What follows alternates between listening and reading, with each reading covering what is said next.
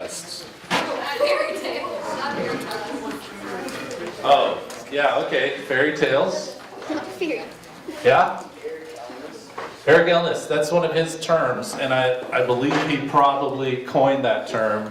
Some people would say like love beyond words, but he came up with the phrase, love beyond your wildest imagination. And I've thought a lot about that over the last 2 years, and I've always been a little bit like, what does that mean, you know? What would it mean to be loved that much? Why don't I feel that way all the time? Why would that have to be imaginative? Why do we not just feel totally worthy of love all the time? And so one of the things I think is a major factor, hey guys, maybe you should. One of the things that I think is a major factor is our negative self-talk. So, you know, we kind of automatically, for ourselves, tell ourselves that we're not worth it and we're not worthy of love. And I think that, for me anyway, that's where the beyond my wildest imagination comes in. That like, wow, I know all this junk about myself and God still loves me. So, it says in Matthew 22:36-40, one of the dudes was asking Jesus, which is the greatest commandment of them all? And what did he say? It's on your paper. Ava? You want the mic? Yeah, you want the mic. You shall love the Lord your God with all of your heart and with all your soul and with all your mind. This is the greatest and first commandment. And a second is like it. You should love your neighbor as yourself. On these two commandments hang on all the law and the prophets. All right, good job. So it's right from Jesus that our main command is to love the Lord your God with all your heart and love your neighbor as yourself. And it says that all the law and the prophets hang on these two things. Now what that means is if you just concentrated on loving God and loving others, you basically naturally fulfill the 10 Commandments, the law, everything. Because that's what we're here to do. Now another thing that's been pointed out is that there's a third love, right? What does it mean to love your neighbor as yourself? Anybody got a thought on that? Yeah? It means that you need to love yourself. You need to love yourself, yeah. Some people will be like, love my neighbor as myself. I would never be that bad to my neighbor. You know, because maybe you feel crappy about yourself. So Social Worker of the Year in 2009 from Millard Public Schools, Shelley Boyd is going to talk about some of the things that she sees in students. Maybe you've seen some of this presentation, but we're going to try to bring it to life and make it real. Hi everybody, I am Shelley Boyd. I am a member here at Countryside Church. My daughter Emma Boyd is still here with my husband and I. My other two kids are older and you don't see them here, but you see Emma pretty regularly. She's a senior at Westside. And like Will said, I'm going to talk about some of those things that I, as a school social worker, I get the opportunity to deal with kids and families when they're in a position they need support for things, and they might need support from anything from helping to get some utilities paid, because when you have kids coming to school saying that their heat got shut off last night, or that their electricity got shut off, or they don't have water, it makes it real tough for them to come into school and be ready to learn. And sometimes it makes it real hard for them to feel very good about themselves, because they might feel different. They might feel like they are the only one out there who's coming to school the morning after their lights had been shut off one night or something. So I deal with kids and families with all sorts of things. That's just one of the things that I might talk to kids about. I talk to kids about relationship issues they're having with friends, whether it's their girlfriends, their boyfriends, their parents, whatever it is. Kids come in and talk about issues going on with their friends. A lot of it has to do with social media. those things come up with their friends. Just a lot, kids will talk a lot at school about problems they're having with their parents.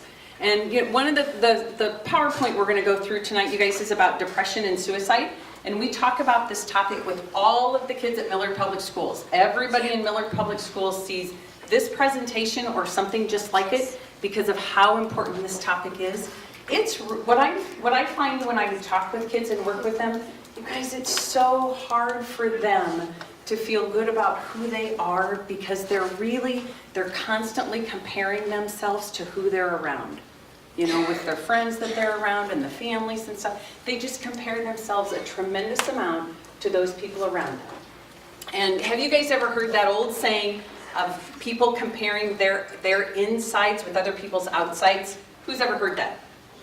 No, nobody? Do you know what that means?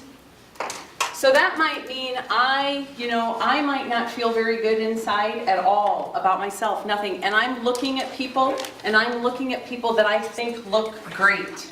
They look great. They look like they have this perfect life, this really perfect life. And that's what I compare myself to, but it's only what I'm seeing. What I get is the opportunity to talk to people about how they're feeling inside, irregardless of what they look like outside. Because for some people, it's really important that they make themselves look pretty perfect. And so it's nice to be able to talk to kids about those things that they feel less than perfect about. All right, so are you my person? Yeah. Yay. Okay, so we're going to go through some things about suicide and depression. And so just real quick, read some of that stuff, you guys. I'm not going to read to you. I'm going to point some things out, but read this slide up here. And if you're having a hard time seeing it, let me know.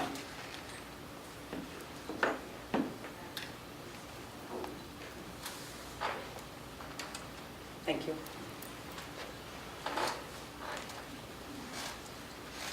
So some real important things I want to point out. The second leading cause of death, suicide. Second leading cause of death for kids your age. Yes? What's the first? The first is accidents. Car accident? Well, I think they kind of combined it with all sorts of accidents, because I looked that up too. I thought, what's the first? And they just talked about a combination of accident. Because if you look here, number 3, more teenagers and young adults die from suicide than all those other things combined. All those diseases, birth defects, stroke, pneumonia, all those combined, there's more suicides than that. You look at that number of 5,240. 5,240 attempts a year by young people in grades 7 through 12. That's a lot. 4 out of 5 teens who attempt suicide have given clear warning signs. We're going to talk about that. Because that is really important when they talk about the warning signs that kids give. What do we do when we get those warning signs? Stress. The reason we pop over to stress, you guys, we're going to talk about that a little bit here, is because of what stress does to us. There's stress, there's all sorts of stress, you guys. There's good stress and bad stress, okay? And for some people, some stress that's negative, I'm going to use the word negative stress, is positive stress. Like some people might love being in front of people, talking in front of people. Maybe they're in theater, they love it, where other people, it stresses them out to have to get in front of people and talk. Some people love being an athlete and they love performing. Other people, it might scare them. So different things stress people out at different levels. But stress, you always have, you have a physical and an emotional reaction to stress. Like, I don't know if any of you can tell me what happens to you when you get stressed out physically. What's one thing that happens? Yes? You get scared. You get scared, yeah.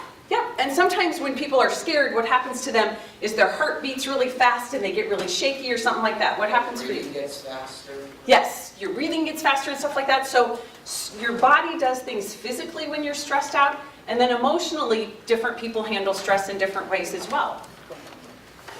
So positive versus negative. Positive, it's like I already talked about, you guys. Sometimes some things are so energizing. They may be stressful, but it gets you excited. And it motivates you. It might be short term, because it's a game or it's a theater production, or you're going to be in a big chess match or something like that. And it helps you. The stress helps you. Okay. Negative stress. These are some of the things that if you're in a stressful situation and you don't handle stress very well, you might get a lot of anxiety. There's some big concern. You can have some physical, mental, and emotional problems. So when we start talking about stress that's gone on for a long time, you guys, so let's say you're in a home where your parents are fighting a lot. Let's say there's a lot of fighting going on. For some people, that causes stress for a long time. You know, they're not just stressed out over one event or something that's going on. They may be stressed out every night that they're in their house because there's fighting going on or something like that. Or it goes back to, like I say, maybe their lights have been shut off or something like that. So they have stress for a long period of time. Coping skills, healthy and unhealthy. What can you guys think of that are some healthy ways to cope with your stress? Yes? Being with friends is huge. Someone said stress balls. Yes. What else? Talking about it. Yes. What else? Sleep is great. Sleep is really good. Anything else?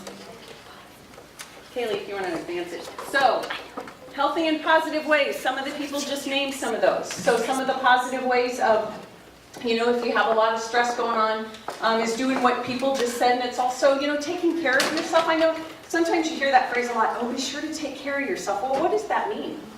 For some people, that might mean going out and being with people because they shut themselves off. For other people, it might be spending some time alone. It just depends. What do you need to do that's good for you, that helps you to take care of yourself? And relaxation. So unhealthy or some negative coping skills, you guys, might be drugs and alcohol, eating, denial, revenge, worrying, sleep.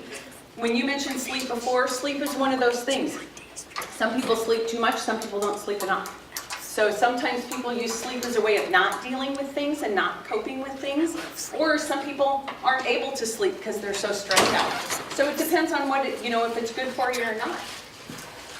So when your coping skills aren't working, and that might mean, and you know up there when it talks about drugs and alcohol and stuff, like for adults, they might choose to drink or use substances to deal with stuff that's going on with them. Kids do too, you know, kids do too.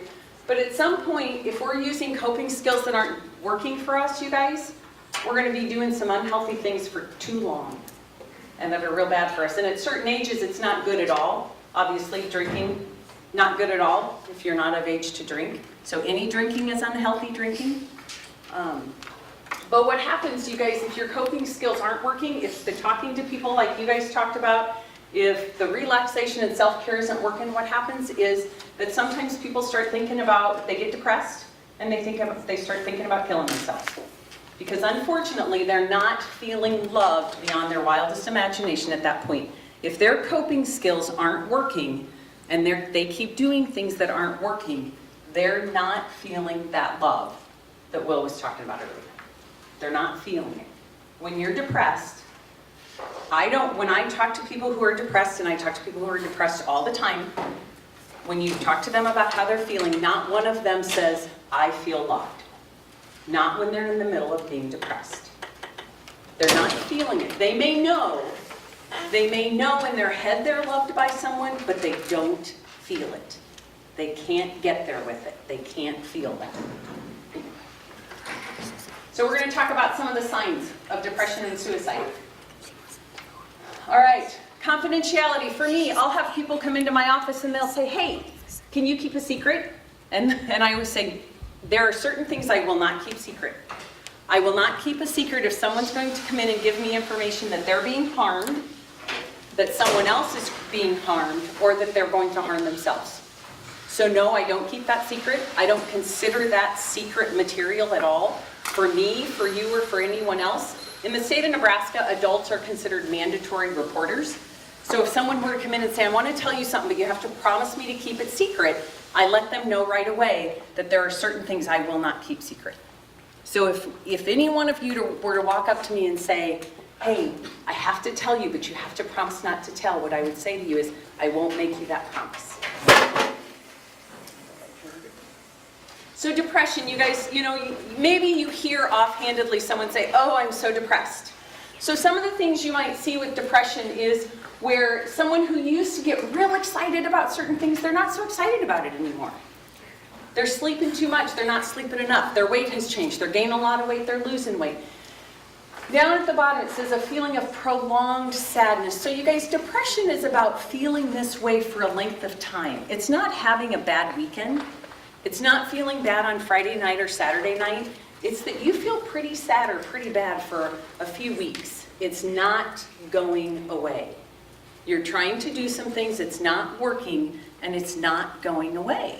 But yeah, everyone has bad days. Everybody has bad days. You're gonna have them. But when you start having a lot of them and they won't go away and no matter what you're doing won't work, that's when we start talking about depression. Suicide, when they talk about warning signs of suicide, a lot of times, back to that first slide we saw where they talked about 4 out of 5 kids, you guys. People typically, if they're feeling suicidal, there are some signs. Maybe they're making open threats. I mean, it's not even that subtle. Maybe they're saying, I want to kill myself. Sometimes people think, well, they're just saying that. Oh, it's not a big deal. But that can be a serious sign of suicide if they're saying, oh, I just want to die. Okay? People make comments, yes. But those are the comments, those are the kinds of things, those are the statements that are made that I take serious. Changes in behavior or previous suicide attempts. Kayla, can I have you back up real quick for a minute? Again, with the depression, you guys, if it's going on for a long time and no matter what you do, you're not able to feel differently and you feel badly for a long time, that's when people start thinking about hurting themselves. Is no matter what they do, they can't feel better. Final arrangement, sometimes people will start giving things away. That's a sign too. All of a sudden things that were important to them, they're giving away to people. The other thing that's big is, on social media, kids tell me often that they'll say, so-and-so said this, on Instagram, or so-and-so did this, or so-and-so said that. Or, kids will often post themselves cutting and stuff like that. Those are the things that you talk about with other people. Those are the things that you let other people know about. Again, I already talked about, with depression, you guys, that it's stuff that's going on for a long time. These are symptoms that have been going on for a few weeks, maybe a few months, and you're not talking about them. So what do you do if you know someone's suicidal? Anybody have any ideas? What do you do? Yep. You tell an adult. You do. Tell me who, I'm going to put you on the spot. Who's your adult? Your parent. No, yours. Who's your adult? Who would be your person? My mom. Your mom. And that's, so I want you all for just the couple of seconds it took her to know that answer. Who's your person? I want you to know who your person is. Knowing who your person is huge. Whether it's your mom or your dad, or someone at school, someone here at church, a neighbor, whoever it is, know your person, because you may come up with a situation that may come upon, you may get a text that a friend of yours says, I want to die, I want to kill myself. If you were to ever encounter that, I want you to know in that second, who's my person? Who do I go tell? Because that person, if they can't help you, my guess is they'll say, I know who I can call, and they'll call someone. You want to have your person know. It's really important that you do that, because as we go along, you guys, if a friend were to say that to you, it's not, kids get afraid, oh, so-and-so is going to get in trouble if I say this out loud, or so-and-so is going to be mad at me. That's the big thing I hear, they'll be mad at me. And what's the answer to that? You'd rather have a mad friend than a dead friend, right? Yeah. Yeah, you would. Is it recorded? No, you would. You'd rather have a mad friend than a dead friend. Because unfortunately, what we saw in the very first slide, you guys, is the second leading cause of death. And that is for a reason. Because people sometimes mean what they say. It's not our job, your job as a friend, to know if they mean it. It's your job to listen and then give them help. No secrets. I'm just big on no secrets. We don't keep secrets. Secrets don't help. Immediate action. You said it earlier, young lady, right away. You said you tell an adult. You said it. You tell an adult. You find that person. Because that person will know. They'll know what to do. One of the things that, when we're done tonight, I'm going to give you guys some hotline cards. And it has a bunch of different hotline numbers that you can call, or if you want to give one to a friend or whatever, so that you have access. If for some reason you don't have an adult you can talk to, There are all sorts of hotlines out there that you can call and let them know. Kaylee, if you want to go. How many of you have heard this statement? Suicide is that permanent solution to a temporary problem. You guys, I'm old. I've worked in schools for a long time. No problem that any kid or parent has come to me with, none of those have been permanent problems. They've been big problems, and they've been real problems, and they've been problems that have caused a lot of pain, but none of them have been permanent. None of them. There is nothing that you have to deal with in your world that won't be better or different by tomorrow or the next day, or it might take some weeks, or it might take some months. But there is nothing that is permanent. Whatever it is, I've dealt with, parents coming in saying their child tried to hang themselves the night before with a hanger. Their kid's cutting themselves. Their kid broke up with, girlfriend, boyfriend, whatever, and they're feeling real sad. Or someone saying, I got cut from a sport team, or I got cut from cheer or dance, my life is over. Nope, not true. It's not over. I've had kids come in and we've talked about the fact that their parents have died of suicide, or someone else, or a child who's come in and they found their parent who have died of suicide. There are all sorts of situations out there, all sorts, that are able to be fixed. There are all sorts of people who can help, all sorts of agencies that can help. I haven't yet found a problem that hasn't been able to get changed.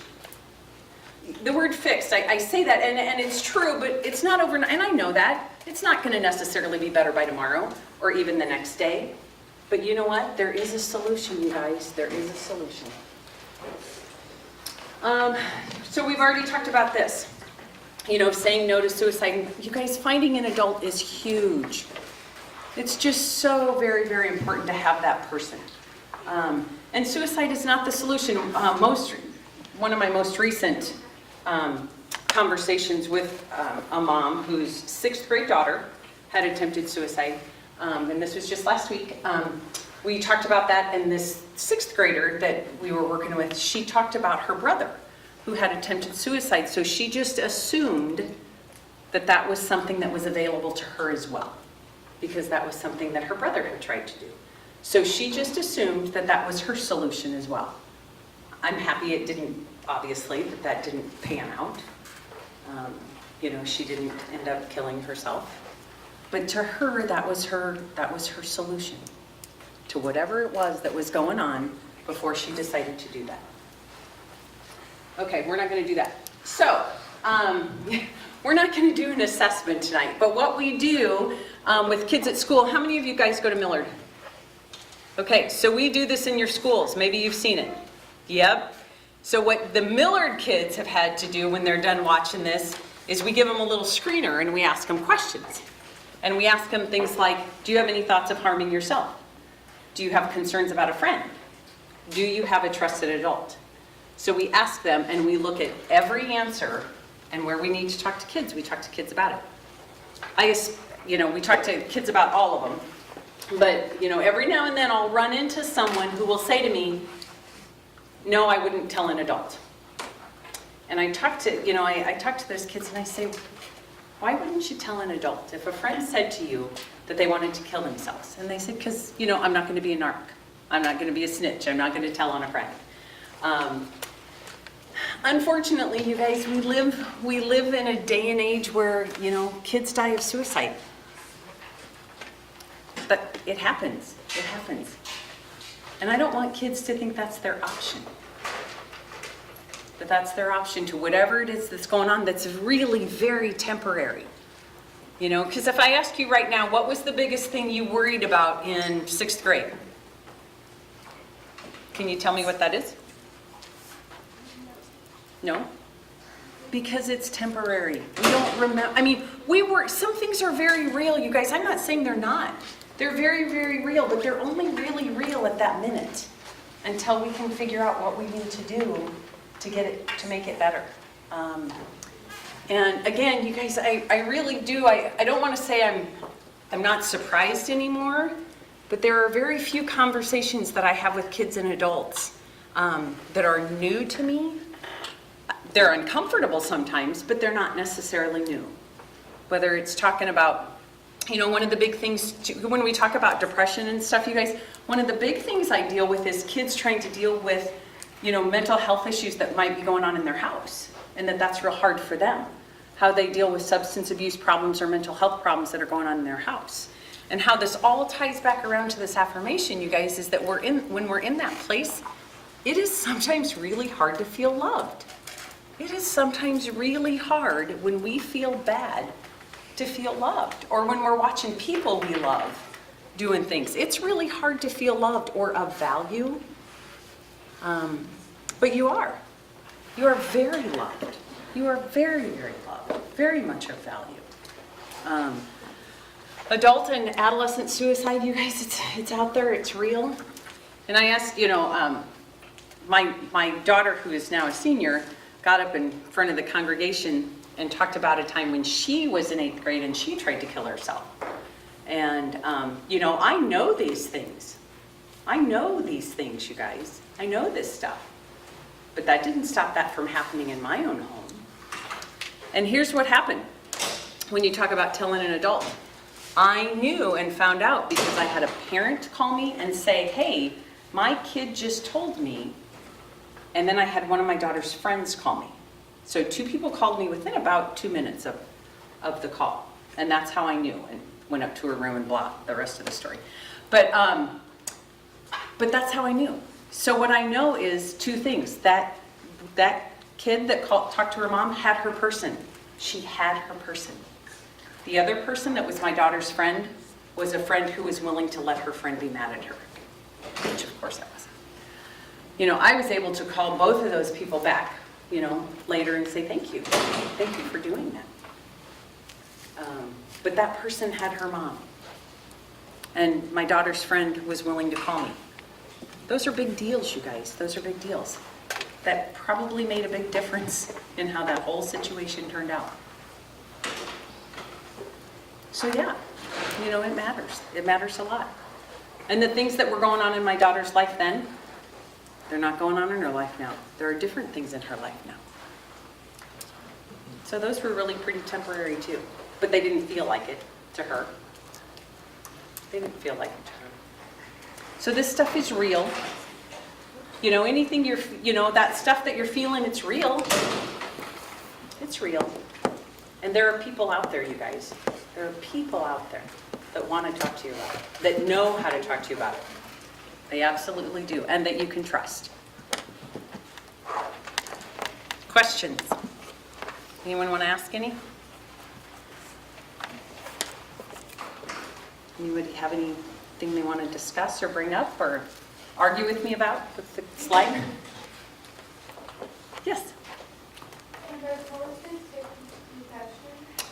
Yes?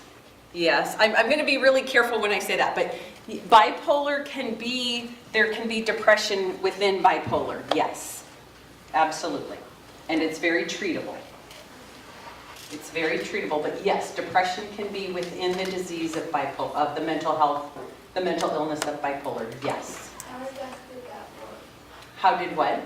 How does that work? Well, I want to answer your question correctly. How does bipolar work or how does depression work? I think bipolar. Do they work together when it happens? They sure can, yes. Depression can kind of be built into a bipolar mental health issue, yes. They can be depressed, and then they can be, the bipolar part of that is depression with another mental illness as well, where there's high anxiety and some other things going on. So yes, they can have a combination of illnesses going on at one time, yes. And what's really important is the people that work with them, they know what they need to treat so that they treat it well and they treat it right. Do you work at a school then? I do. I work at 2 middle schools. Yep. So then did the parents just come in and tell you that? Sometimes parents absolutely will call me and they'll either talk to me on the phone or they'll say, can I come see you? And they'll say, hey, This is what happened to Susie over the weekend, or Susie's not going to be in school because she's in the hospital because of this, or they might come in and they might talk about their own things that are going on and how it's making it tough for them to take care of their kids, and can they get some help. So yes, parents can call, parents can come in, anything they want to do. We give the kids at Millard hotline cards as well, so that sometimes kids want to make calls and be anonymous with it. And so those hotline numbers allow them to do that.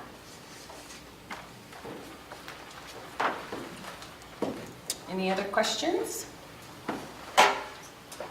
Have your person. Raise your hand if you have a person. Okay. If you don't, I'll get you one. I will get you a person. And know how to get in touch with that person. That's really important. Awesome. Thank you, Shelley. Yep, you're welcome. You guys, I'm going to leave some hotline cards here and some of these 13minutes.org. That's a public service announcement. I don't know if any of you guys have heard it, but they say that every 13 minutes someone dies of suicide. So that's the name of the public service announcement, 13.org, 13minutes.org. So anyway, these are going to be up there, and then there's going to be some hotline cards and some of those little tattoos. Okay? If you have any questions, let me know. All right. Thank you. I wanted to bring up a couple things. One definition of depression that I've kind of kept in my head is if something's wrong and you really don't know what it is. You know, it's a vague thing. You're just like feeling bad, but it's vague, you know, not based on anything. Then it could be depression. But if something's like happened in your life that would cause you to be feeling bad, that's okay. That's not necessarily depression. I mean, it could lead to it, but sometimes we have to feel the bad things, you know, and you want to say, no, I don't want to feel the bad things, but sometimes you do. So if it's very vague out there, you know what vague means, right? Can't quite pinpoint what it is. Then yeah. Another thing I'd like to say is I'd be happy to be your person.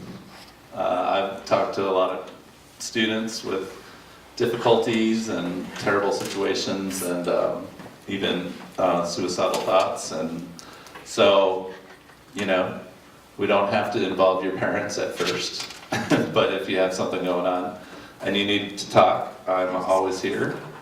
Well, not always here, but mostly. And my door is always open. And tonight we kind of talked about extreme things. So like this is somebody who really doesn't understand God's love that's beyond, you know, your wildest imagination. These are, I mean, some of this topic was like, this is what happens when you truly believe that you're not loved and you just slide down that, you know. And you know, sometimes we talk ourselves into it. You know, we just say the same thing over and over. Well, nobody likes me. And then actually you've got all these friends, but you're like, nobody likes me. Why would they like me? And another thing that we do all the time is we compare ourselves to other people, like Shelley was saying. But what do you see from other people? You see the best that they have to show. That's what you show to other people most of the time. You know, so you're comparing all the inside secrets and dirt that you know about yourself with the very best that somebody is showing you, and you're always going to lose. So it's a bad habit to get into, to compare yourselves to other people. Ultimately, you really never know what's going on in somebody else's life. You know, you don't know their story. So it's hard to say, oh, this person's great because of this. Maybe they're a wreck, you know, and you should give them the benefit of the doubt. So here's some questions. What are some ways in which people can feel like it's hard to love them? It's not only negative self-talk. What else can happen that makes people feel like nobody loves them? Rude comments on social media. Rude comments on social media? Sure. Abby? If family member dies or parents are arguing. Yeah. Parents arguing, family member dies. Bullies. Anybody been insulted by a person at school? Anybody been insulted or had difficulties? Your parents don't think you're gonna amount to much? Yes, Rachel? Oh, you're raising it, yes, you've seen that? Actually, I was bullied really bad also. You were bored? I was bullied. Bullied, yeah, yeah. That can really make you feel bad about yourself. I mean, sometimes, though you know it's totally bull, sometimes you believe it a little bit, you know? A little bit gets in there. That's the thing with insults and when people are mean to you. A little bit of that gets in there and you go, oh, is that who I am? Am I what this person thinks I am? And it stays there a little bit sometimes. So, any other ideas on that? So the bottom box, the big one, is for you. And nobody's gonna look at this and you can hide it from your friends at your table. But what are the negative thoughts that you have in your head that you speak to yourself? So, you know, a lot of times, you know, God could be described as a loving God, and we're the ones who won't accept that because we know, like, that we're not worthy. And so if you're thinking that you're not worthy, there's a reason for that. And so think about that negative self-talk and what is it that you wrestle with, and how can you turn that around? Or at least have less of those negative thoughts. So for me, when I was 40, I decided that I didn't care what my mother thought about me anymore. I don't know if that was early on the scale or if it was late on the scale, because I know you guys care what your mother thinks about you. But for me, it was like this huge thing, because my mother always had a critique. And a lot of mothers do, a lot of fathers do too. And maybe you feel that. And the critique could be positive, and it could be negative, you know, just depended on what she thought about it, and what she was comfortable with, and how she grew up.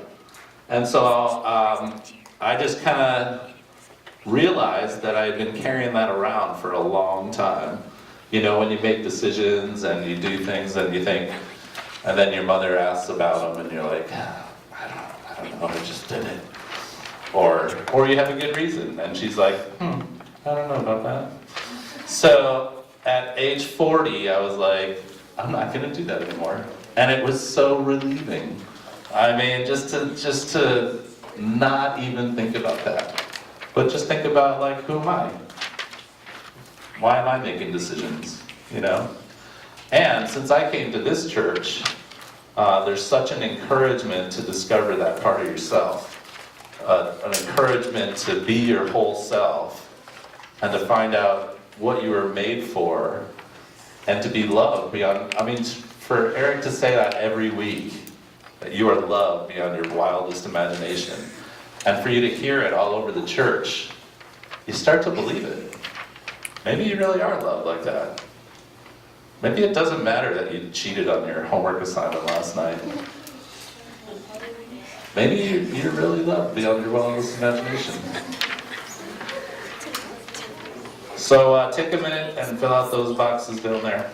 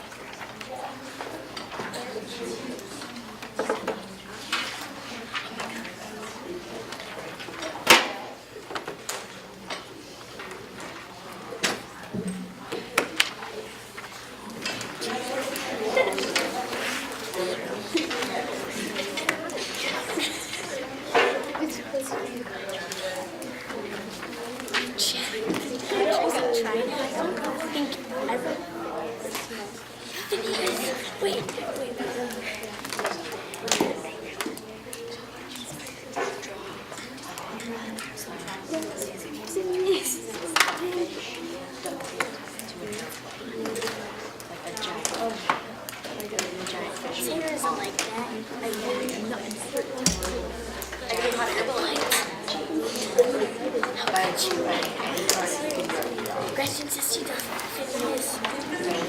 Triggered. She gave me triggered.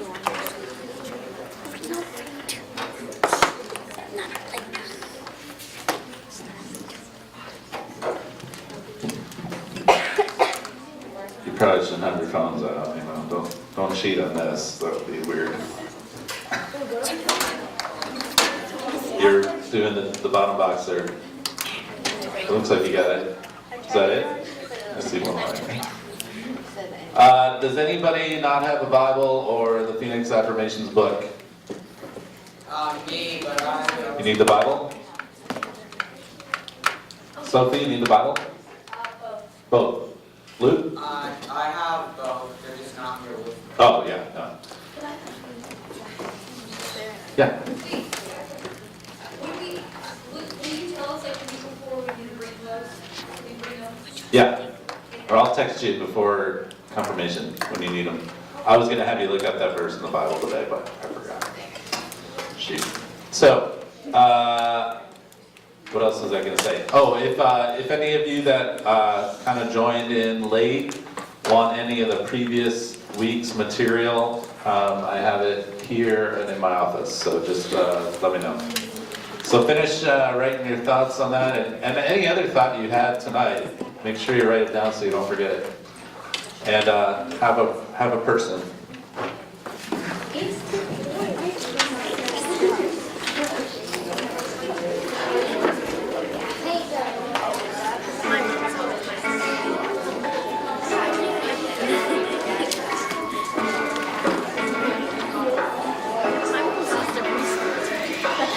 Some days life feels perfect, other days it just ain't working. Good, bad, right, Yep. We are done.